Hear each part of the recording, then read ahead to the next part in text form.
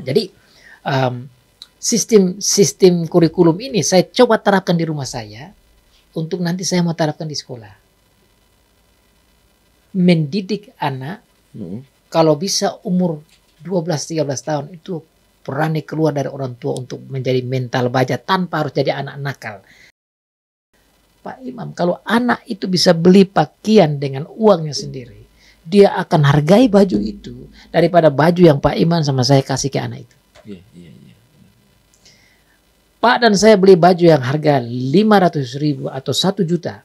Sementara dia beli baju dengan harga 20.000 gara-gara dia kerja capek-capek. Dia akan jaga bajunya itu daripada baju yang saya dan Pak Imam kasih. Iya, benar. Kalau kita omong, makanya saya bilang tadi masalah pendidikan normal kita itu kan terlalu ke akademis. Anak punya mental tidak siap. Tidak siap. Satu. Yang kedua, anak itu selalu berharap dari orang tua saja. Sehingga potensinya itu dibunuh. Iya, betul. Iya. Potensinya dibunuh. Tapi kalau kita kasih dia untuk berjuang di luar kita, mau tidak mau dia harus gunakan seluruh potensinya.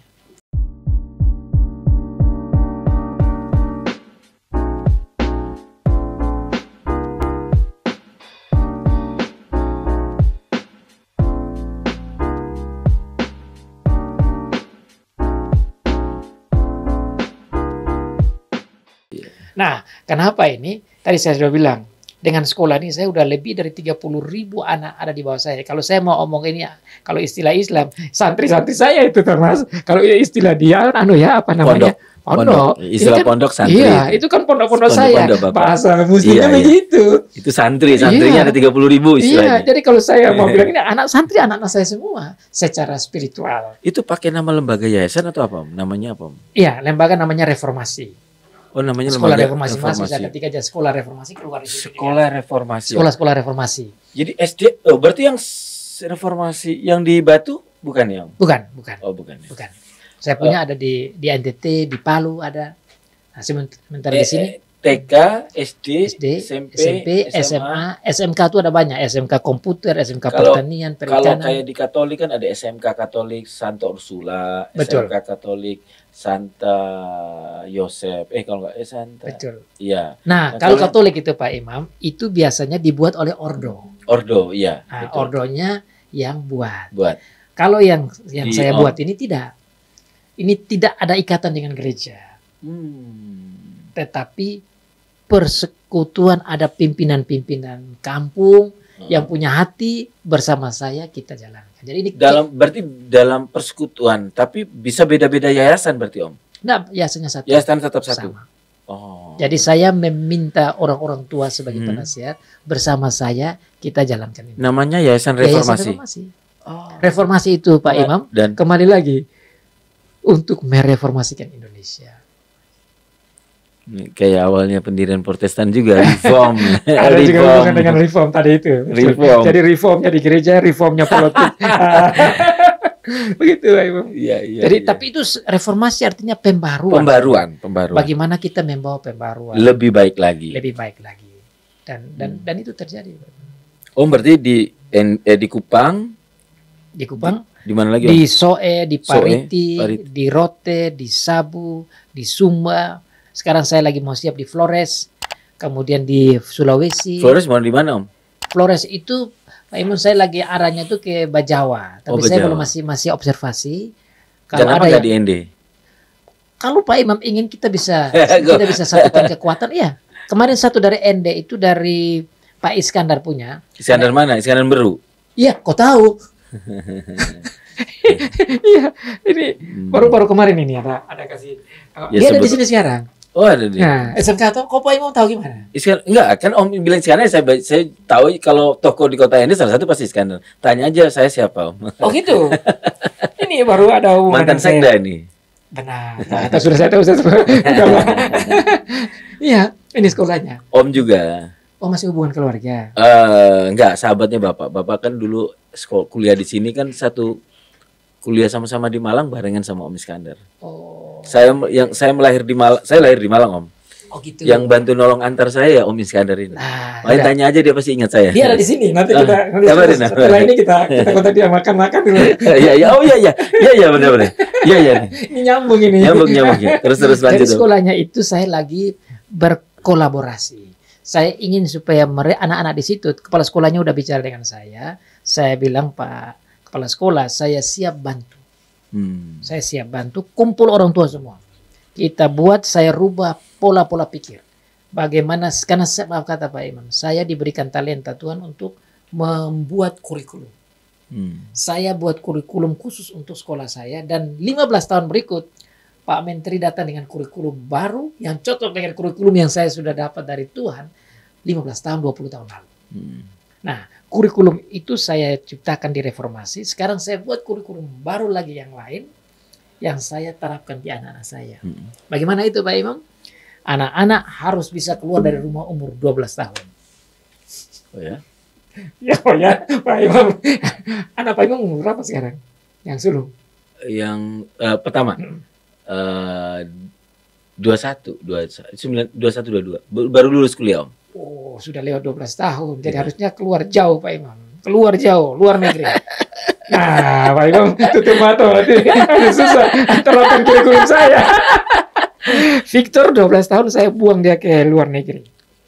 Victor yang tadi. Kalau laki-laki kadang is okay Om. Mungkin yang saya kadang berat ini perempuan. Karena anak saya yang dengan lingkungan pergaulan yang sekarang. Nanti saya kasih tahu rahasianya Pak Imam. Gimana Om? Anak cewek saya itu keluar dari rumah saya itu, saya cari sampai sekarang itu umur 17 tahun. Tamat SMA langsung keluar.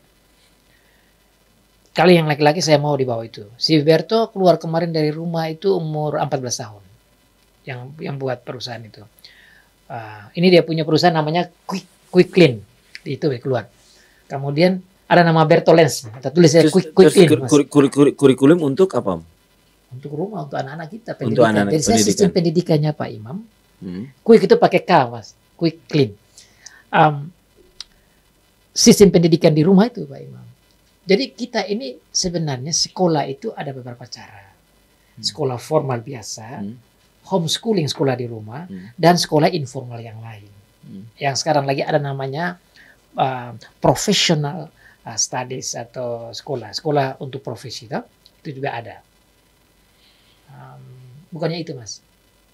Kui pakai K ya? Pakai K dan W, BW, KWIEK. Jadi sistem kurikulum ini saya coba terapkan di rumah saya untuk nanti saya mau terapkan di sekolah. Mendidik anak kalau bisa umur 12-13 tahun itu berani keluar dari orang tua untuk menjadi mental baja tanpa harus jadi anak nakal. Tadi kita lagi sering-sering Pak Imam tahu. Biasa tuh anak itu yang pintar, yang bisa menghafal, juara kelas itu pasti juara kelas karena dia bisa menghafal, kuasai pelajaran di kelas. Tapi kebanyakan sementara di kelas ada yang nakal. Yes. Terus yang nakal itu apa yang terjadi? Dia jadi pemimpin yang tadi pintar. Untuk angkatan kita yang hari ini, benar. Kebanyakan yang saya lihat orang-orang sukses, banyakan dari awalnya dulunya nakal. Tepat. Kenapa itu Om? Kenapa? Karena mereka yang nakal itu, mereka punya mental beraninya karena nakal itu. Dia bukan berani karena pintarnya di kelas dengan standar itu, tapi karena dia berani menjadi anak nakal. Mentalnya meskipun negatif, tapi mental nakal itu yang membuat dia berani berbisnis, berani rugi, berani gagal, berani maju. Itu karena mental nakal. Berarti kita harus nakal dulu. Bukan nakal yang negatif. Nanya dulu nih.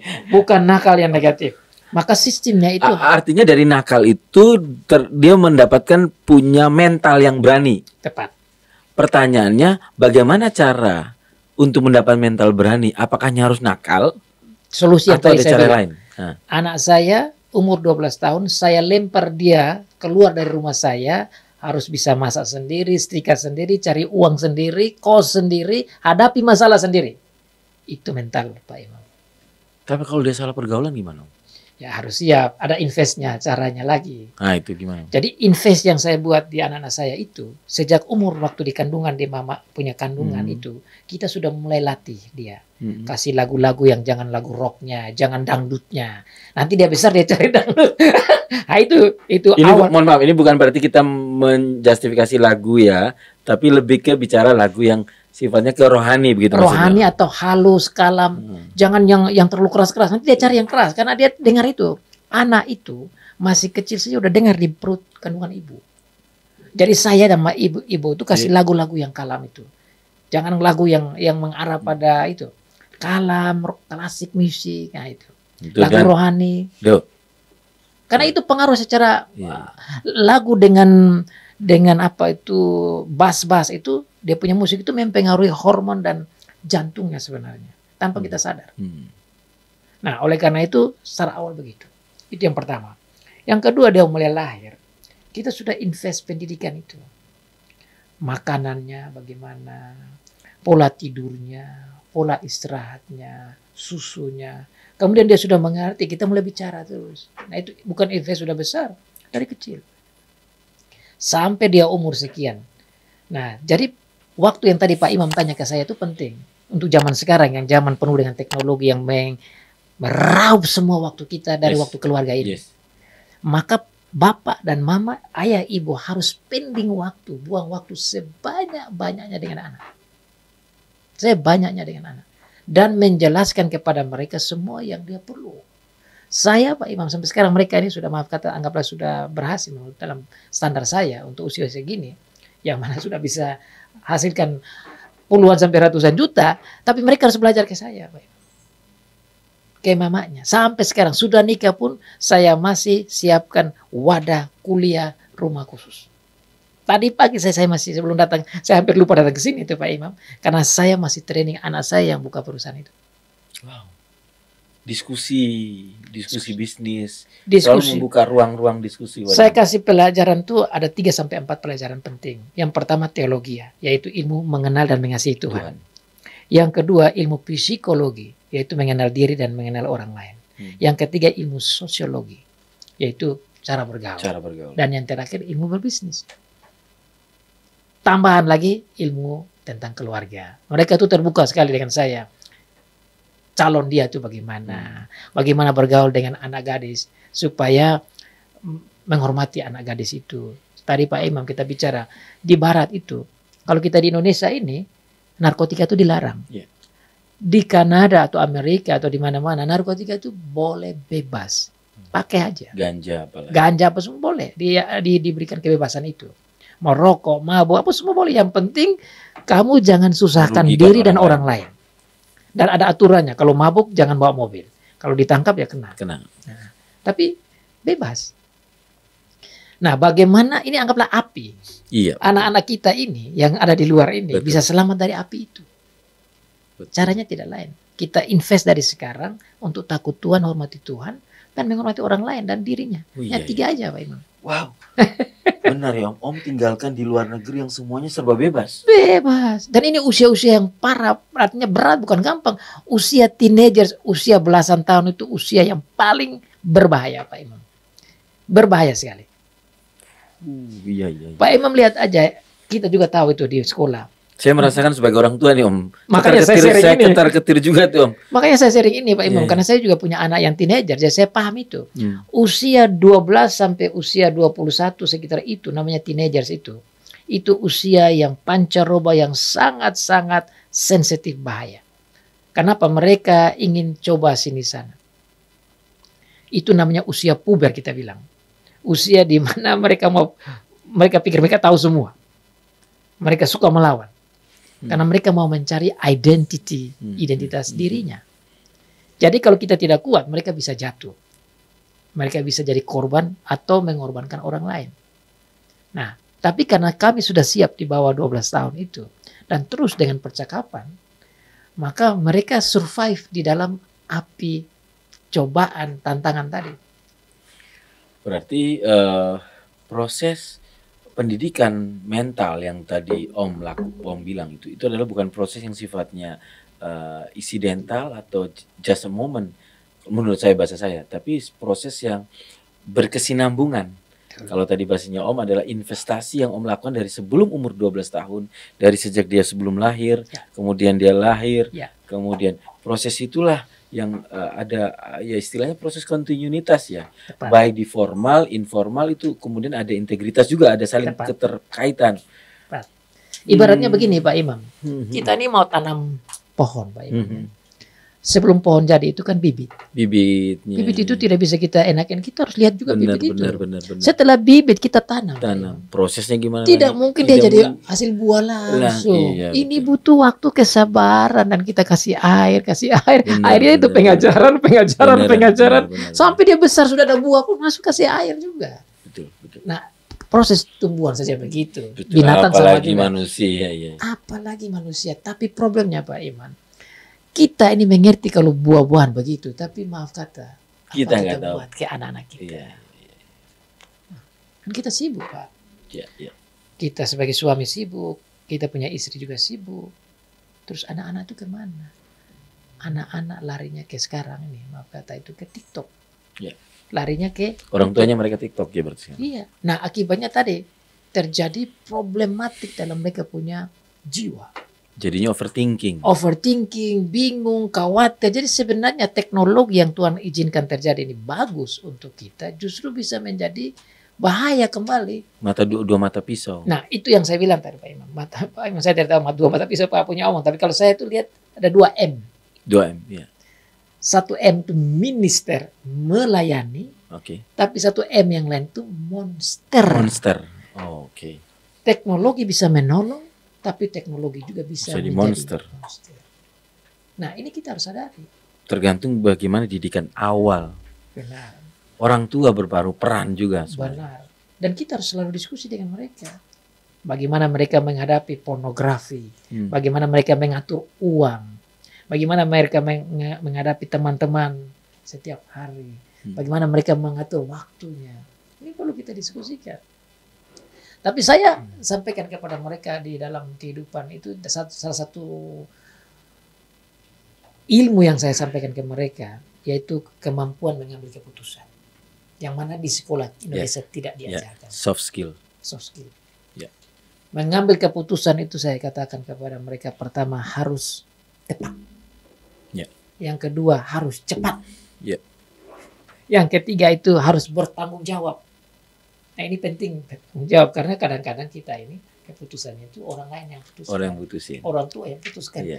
Sudah bawa datang di sini, saya tidak suka anak itu, kamu bawa yang lain lagi. Padahalnya memang mungkin anak itu udah cocok. Jadi keputusannya harus bertanggung jawab. Kemudian kalau kita di Kristen kan Alkitabiah, saya bilang harus kembali ke kitab suci itu. Jangan sampai lawan Tuhan punya arahan. Kan salah sendiri kan. Firman Tuhan tidak pernah menyusahkan kita. Ikut saja itu firman Tuhan. Betul. Dan yang terakhir saya bilang harus brilian, berpikir betul-betul, ulang lagi itu. Betul tidak? Kalau mereka sudah mampu ambil itu keputusan berdasarkan 5 standar ini, Pak Imam, kita buang dia ke api di mana saja pasti berhasil. Contohnya, mereka di sana tantangannya narkotika. Misalnya dia mau masuk ke situ, terus saya tanya dia, kamu coba itu, tepat tidak? Tidak tepat Bapak. Ya sini. Kamu ambil keputusan brilian tidak? Tidak brilian. Ikut firman Tuhan? Tidak ikut. Bertanggung jawab tidak? Tidak bertanggung jawab. Mungkin cepat tetapi tidak bertanggung jawab. Nah itu aja udah semua. Kalau ini dipegang Pak Imam, jangan khawatir. Anak kita akan survive. Dan itu yang saya jalankan di anak saya. Langsung saya coba mereka untuk ayo mental berani jauh dari orang tua. Kalau berani, saya yakin mentalnya itu pasti sukses. Mereka coba dengan bikin dia punya tadi Jadi berani dari umur Om punya sikap, punya pendidikan yang 12 harus sudah lepas. Kalau di Barat mereka itu 18 tahun. Kalau di Indonesia dianggap dewasa itu 17 tahun. 17 tahun. Tapi Om kenapa 12? Saya 12 tahun. 12 itu lulus SD. Baru mau masuk SMP. Baru masuk SMP ya. Oh, wow. Dan saya dulu begitu. Saya dulu di kampung saya itu, saya minta ke mama saya mau keluar dari rumah. Umur 12 tahun. Kenapa harus umur 12 tahun? Terlepas dari contohnya Om. Pertama-tama, ini kita kembali di perjanjian lama. Di Alkitab itu harusnya umur 12-13 tahun itu sudah dianggap dewasa. Saya kira di Islam juga mungkin ada. Di Arab kan itu budayanya orang-orang timur. Menikah dengan ada yang umur 12 tahun. Betul kan? Kadang mereka tinggi-tinggi besar. Tinggi besar. Jadi itu usia yang seharusnya sudah dewasa, sudah boleh kawin sebenarnya. Kalau tidak salah. Kalau tidak salah. Nah, oleh karena itu saya melatih. Tidak harus kawin anak saya tidak mau mereka kawin terlalu muda juga. Tetapi secara mental itu saya mau melatih mereka di usia itu. Dan ini merupakan perbincangan sengit di antara ahli-ahli psikolog dan juga budaya-budaya. Saya orangnya Pak Imam, saya adalah pencetus budaya baru. Saya tidak melawan budaya, tapi saya tidak siap untuk berpegang pada budaya yang sebenarnya bisa dirubah. Karena bagi saya itu, budaya itu dinamik, bukan statik. Budaya itu bisa berubah. Nah, kalau kita terlalu pegang dengan tradisi, kita tidak bisa berubah. Maka saya selalu mau membuat satu yang lain. Asalkan tidak menyusahkan anak, tidak menyusahkan orang lain, tidak menyusahkan masyarakat, pemerintah, dan agama, dan seterusnya. Sejauh kita menciptakan hal yang baru untuk menolong orang lain dan untuk kemuliaan Tuhan. Dan berdampak positif. Untuk berdampak positif, why not? Why not? Yes, betul. Sekarang kita buat ini kan sebenarnya dulu tidak ada juga. Ini kan bagian dari dinamika budaya. Nah, kalau kita berani begini, kenapa kita tidak berani juga di dalam pendidikan anak-anak kita? Betul. Kenapa harus ikut-ikut yang dulu-dulu? Ya kita hargai. Saya Pak Imam begini, saya ini hargai budaya kita di kampung. Tapi bagi saya begini, loh masa orang-orang tua kita yang dulu tidak pernah sekolah, ciptakan budaya, terus kita pegang itu budaya, saya kenal itu yang sakral dan tidak mau ganti lagi. Nah, untuk apa kita sekolah? Kalau kita sendiri tidak bisa menciptakan suatu budaya yang lebih bagus, lebih cocok dengan konteks, lebih luar biasa, lebih bisa menolong orang lain. Itu pemahaman saya. Sehingga saya berpegang itu dan saya berani membuat budaya di sekolah, budaya di rumah saya, budaya di keluarga. Dan saya mau sharing-sharing begini. Seandainya yang dengar saya dan ikut cara saya, maka kita telah bersama-sama menciptakan satu budaya baru. Saya setuju. Itu yang membuat yang kadang-kadang menjadi sebuah problem diskusi kami di kerjaan. Kadang-kadang anak muda yang banyak yang mentalnya strawberry. Tapi dari cerita Om tadi, dari anak-anak Om yang berprestasi, Om didik dari umur 12 untuk mandiri, itu kan untuk bisa melewati proses yang tidak strawberry tadi. Umur 12 tahun di rumah saya Pak Imam, syaratnya harus beli pakaian sendiri. Saya tidak akan beli baju. Harus. Caranya gimana? Cari kerja. Kalau belum dapat kerja di luar, minta kerja di saya. Apa kerjanya? Cuci WC. Saya gaji kamu. WC di rumah, saya gaji kamu cuci. Saya baru tahu ada. Iya itu. Dapat duit ya kan? Iya. Ya tidak banyak juga. Satu kali cuci. Dapat reward sih. Rewardnya itu dikasih 5.000, 2.000. Tapi kalau dikumpul-kumpul nanti banyak. Mereka belajar untuk mengerti proses ya. Betul. Dan itu menghargai orang tua. Pak Imam, kalau anak itu bisa beli pakaian dengan uangnya sendiri, dia akan hargai baju itu daripada baju yang Pak Imam sama saya kasih ke anak itu. Iya. Pak dan saya beli baju yang harga 500.000 atau 1 juta. Sementara dia beli baju dengan harga 20.000 gara-gara dia kerja capek-capek. Dia akan jaga bajunya itu daripada baju yang saya dan Pak Imam kasih. Iya, benar. Betul. Dan besok setelah rusak dia minta lagi. Betul, Om. Ya, lebih kalau orang kasih dia merasa ya udah biasa aja, bakal bisa dia dapat lagi. Tapi kalau dari beli sendiri, keringat sendiri biasanya lebih ini bagus nih buat orang-orang tua muda nih dan anaknya masih muda. Itu yang belum nikah. Mas Edo, ini pengalaman saya. Saya buat begini. Yang kedua, trik untuk mencari perempuan gimana itu? Nanti sebentar saya buka yang itu. Ada kuncinya. Ada kuncinya, Mas. Ada kuncinya. Nah, tapi hati-hati juga karena kalau dapat kunci ini bisa. Tapi saya kasih tahu yang kedua dulu untuk masalah tadi. Di rumah itu selain mereka sudah dapat itu uang, saya punya apa dengan ibu sepakati selain beli baju sendiri, kuliah harus bayar sendiri. Tidak boleh dari saya. Tidak boleh. No. Ya. Sorry Om. Bukannya itu juga bagian dari tanggung jawab orang tua? Tanggung jawab. Saya punya tanggung jawab memberikan ilmu. Tanggung jawab dia aplikasi ilmu saya untuk dapat duit. Terus sudah dapat duit, bayar uang sekolah sendiri. Kalau belum bisa bayar uang sekolah, pinjam ke saya. Terus diganti. Ya gantilah. Uang saya. Wow. Wow. Gitu, Pak. Tujuannya Om lebih ke biar merasa responsibility. Ya. Itu belajar mental. Mental manja saya hancurkan. Kemudian bukan saya tidak sayang. Justru saya punya cinta kasih itu, saya stand by with you. Terjadi perdebatan awal-awal Om. Dengan anak tepatnya. Ya, ketika dia. Perdebatan yang saya dapat dengan anak saya itu ada satu yang nama Berto, itu dia marah saya. Karena saya kasih. Berto yang nomor 5. Oh 5. Ya. Pelari itu Om ya? Bukan. Itu yang punya bisnis sendiri. Oh ya bisnis di Kanada itu. Yang umur baru 17 tahun. 17 tahun, ya. Karena mereka itu Pak Imam di rumah saya kasih tidurnya di garasi mobil. Hah?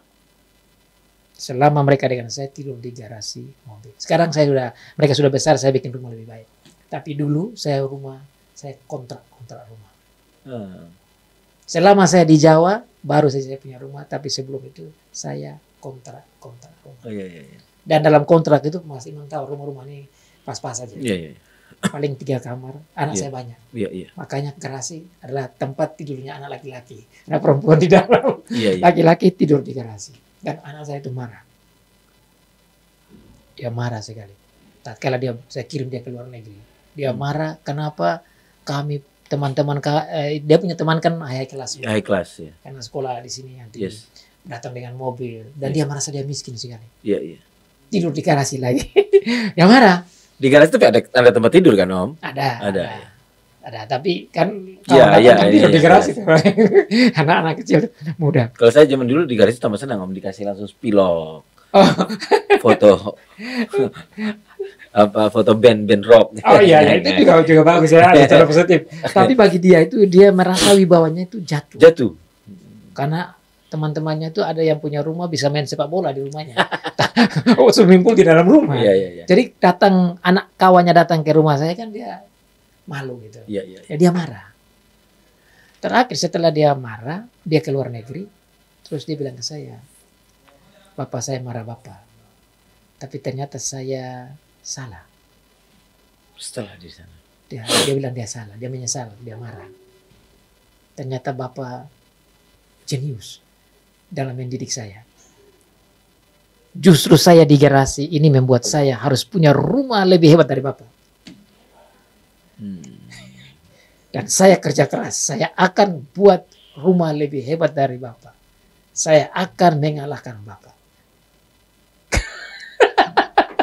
Nah ini mental Pak Imam.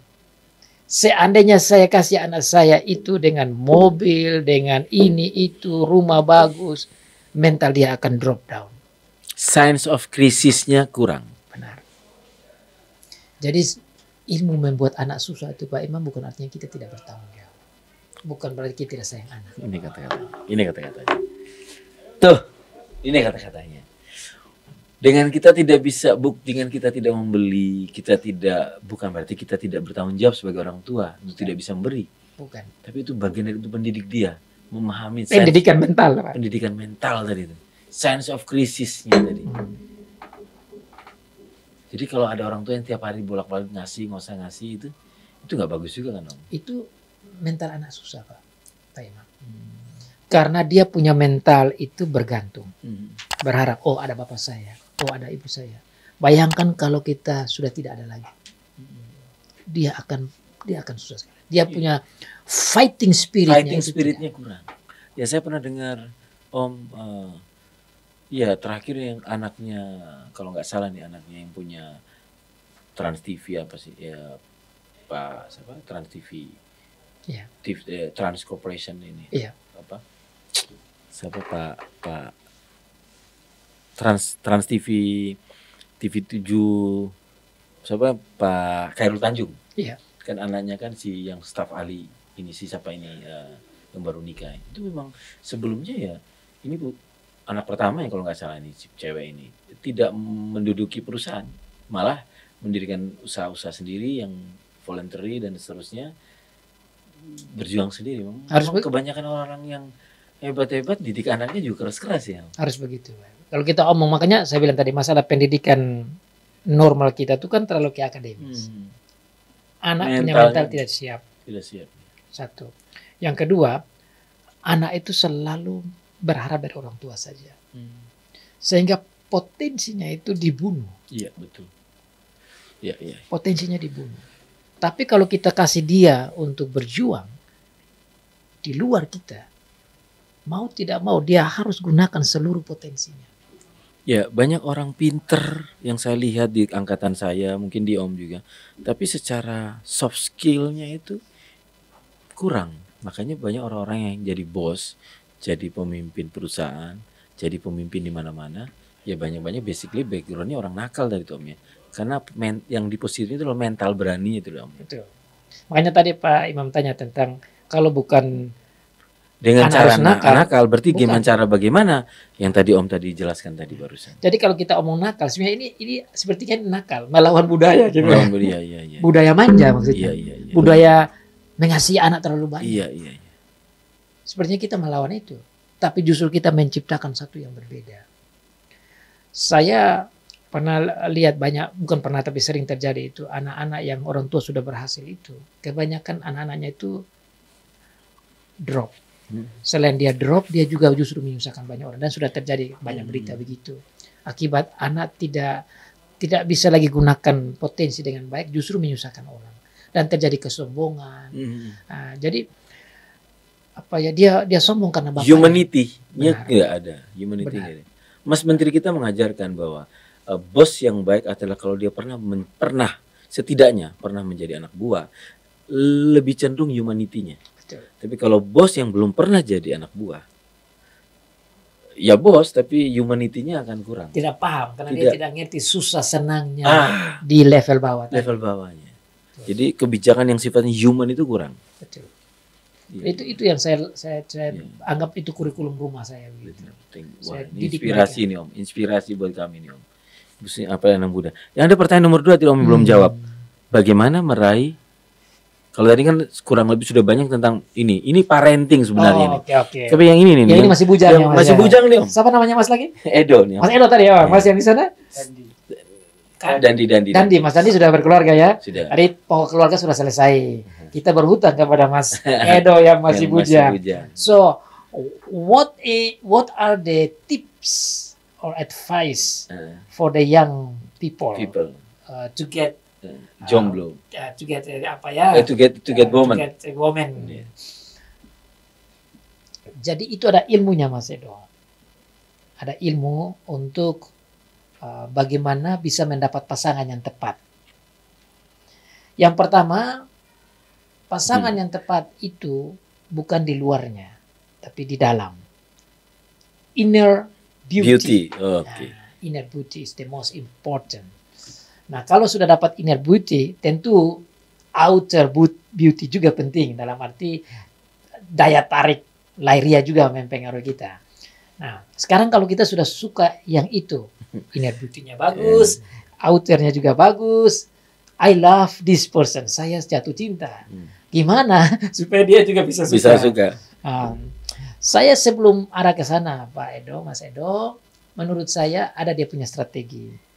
Yang pertama, harus cari tahu dia lebih dalam. Yang kita bilang inner outer beauty itu harus cari tahu. Apa betul data ini atau tidak betul. Profiling ulang. Benar. Reprofiling. Benar. Gimana cara reprofilingnya? Nomor 1, harus mampu bergaul dengan ibunya. Gitu. Ya. Jangan main belakang Mas Edo, jangan. Karena ibu is the best person who knows this person. It's not father ya, bukan no, bapak. No. Yang hamil Pak, yang mengandung anak itu bukan bapak. Kita laki-laki tidak pernah merasa gerak-geraknya anak itu di ibu. Dia yang tahu gerakan anak itu. Waktu bersihkan anak punya kotoran semua kecil besar dia punya pertumbuhan hidup itu di ibu. Jadi bergaul, spending waktu dengan ibu itu. Dia akan beritahukan kepada kita rahasia-rahasia anak itu. Dia juga pegang hati anak itu. the keys of the heart of that girl is on the mother. Kuncinya di mama. Kalau dia tidak suka kita, Mas gak bergaul sama mamanya tiap hari. Misalnya namanya Putri. Put, itu Mas Edo tuh. Anak jelek ah. Put, Mas Edo tuh begini-begini ya. Itu kuncinya di mama itu. Beli martabak buat mamanya. Itu Mas, itu menurut saya pertama ya, harus dengan mama. Kadang-kadang kita tuh salah. Kita dahulu ke cewek itu. Tapi kita tidak tahu kalau ibu tuh punya power. Power ke hati anak. Anak tidak mau, lama-lama dia mau. Gara-gara mama tiap hari makan, omong ini. Jadinya dia terharu gara-gara ibu.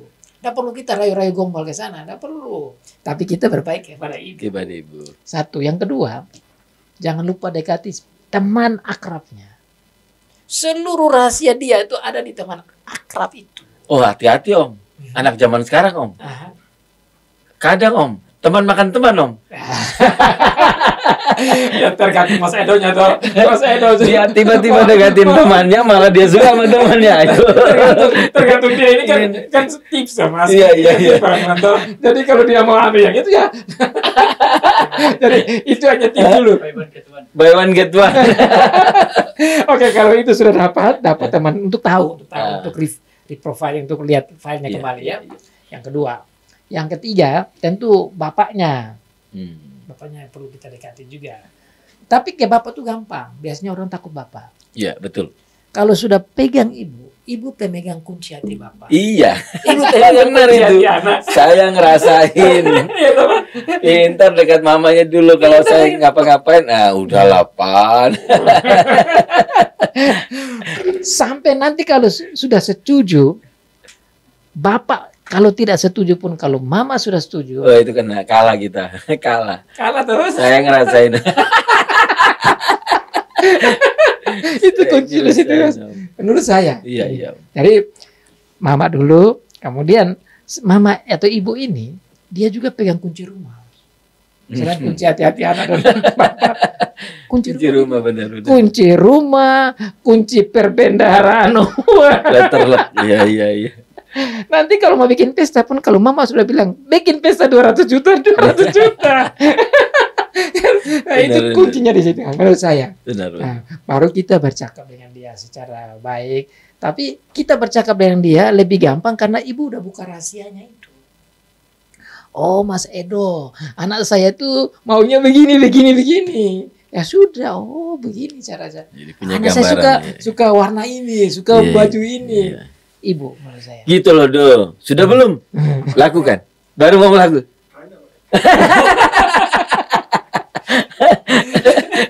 Jadi ini Mas, ini kunci saya.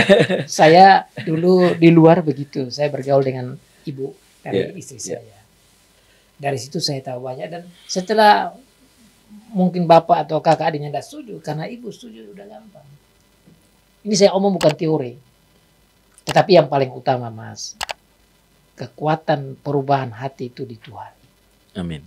Tuhan yang ciptakan, Tuhan juga yang bisa merubah hati orang dan menjodohkan hati kita dengan orang. Iya. Jangan paksa kalau Tuhan tidak setuju. Asik. Harus dari Tuhan. Karena kalau Tuhan sudah kasih, tidak bisa tidak. Iya. Jadi saya harus sampaikan itu Mas. Bawa ke dalam doa terus.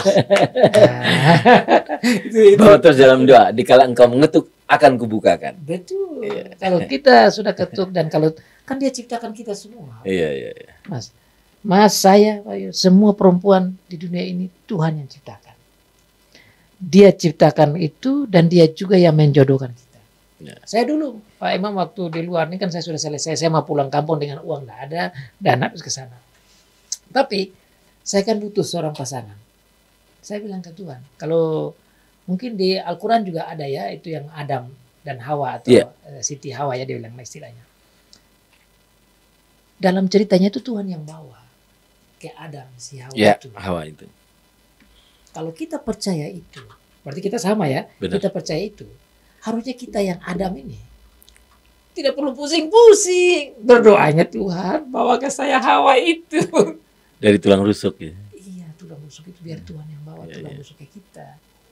Jadi kalau kita doakan dan Tuhan sudah bawa, tidak susah sebenarnya. Ya, ya, filosofinya datangnya Hawa itu kan di mana Tuhan yang bawain buat Adam. Iya, Tuhan mau kasih Karena Adam sendirian terus di Adam yang butuh, Adam sendiri. Dia kan lihat binatang-binatang banyak, semua dengan pasangan-pasangan. Ya, Saya di mana? Terus Tuhan bilang, aku tahu engkau perlu itu, maka dia buat itu Hawa itu. Nah kita sekarang kan bukan dia kan juga buat semua. Begini banyak wanita di dunia ini kan dia buat semua, dia ciptakan semua. Masa dia yang ciptakan tidak mau kasih kita? Iya, iya. Saya pakai filosofi ini, Mas Edo. Dengar ini baik-baik. Kalau Mas itu punya uang 7 miliar, saya minta 1 rupiah, Mas kasih saya tidak?